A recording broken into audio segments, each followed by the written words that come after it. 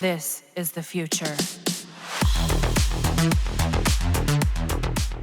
Before we start, I would like to remind you that there is still time to join my Octavia Prime Access giveaway. Simply visit the link I have provided in the pinned comment below. And for those asking, the giveaway is for all platform, and please don't write your real name or in-game name in the comments section. Once the giveaway ends, I will directly contact you at your email address to give you instructions on how to claim your prize. Okay, now let's begin. Like the title said, I've wasted 8 former on my Pandero Prime, plus an Exilus slot so you won't. The question now is, was it all worth it? To be honest, I can say that the weapon is good, but not to the point that it's an actual replacement for the current meta. Digital Extremes are really leaning on releasing hybrid weapons at the moment. Almost all new weapon releases right now are hybrids, and Pandero Prime is not an exemption. It boasts a whopping 30% critical chance on both primary and burst shot, and it also has a decent 24% status chance on both primary and secondary fire. Compared to the normal variant, the Prime version has more status chance, and total damage. Other than that,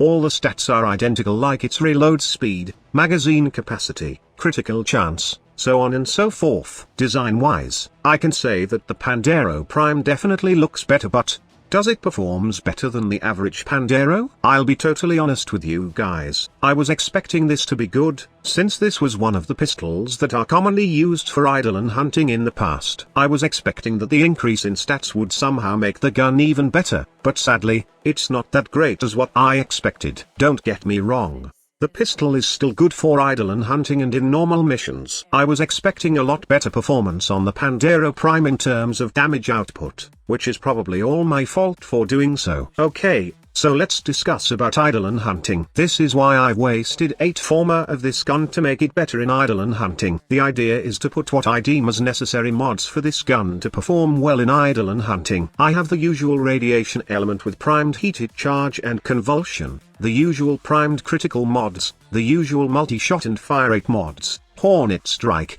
and both tainted clip and steady hands for quality of life improvement for this pistol. I can't go without stabilizer with this pistol since the recoil on the burst fire of Pandero Prime is horrible. Also, tainted clip somehow makes this gun better in terms of DPS since it adds additional magazine to the gun, which allows you to fire more bullets during the burst shot. It also takes care of the slow reload speed of Pandero Prime, so it's like fixing 2 problems in one mod. While the damage is good, I still don't recommend this pistol as a replacement for meta Eidolon hunting weapons like Rubico Prime, or the best of them all, your handy cornbot. It can be a fun non-meta gun for Eidolon hunting, but it's not that great for solo hunting and you want to do a 3 times Tridolon capture in one night. On the other hand, it would in team composition since you will gain more buff from your team mates. Also, Pandero Prime needs a lot of things to perform well in Eidolon hunting solo. You would at least need something like a Shock Trooper Volt with Mirage Eclipse ability. It would also need Volt's electric shield to break the limbs of both Gantialist and Hydralist. It would probably work also with frames that have weapon damage buffing ability, and you can infuse on them subsume abilities like Volt's Shock or Oberon's Smite. Say,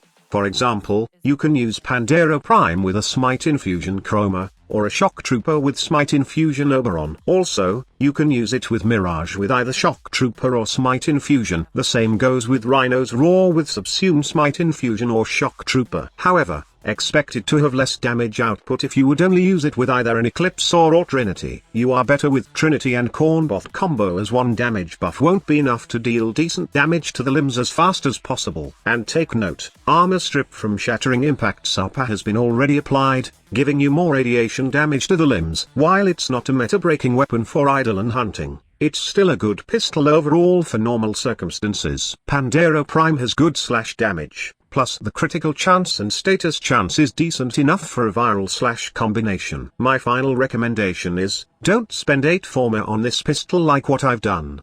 2 or 3 former would do, or you can do 4 former if you really love this gun and want to get rid of that bad recoil on its burst fire, and add tainted clip also in your build. For normal missions, I would recommend this build, and take note that Pistol Pestilence should be at max rank. Before we end this video, take note that this review is opinionated and others may have different views about Pandero Prime.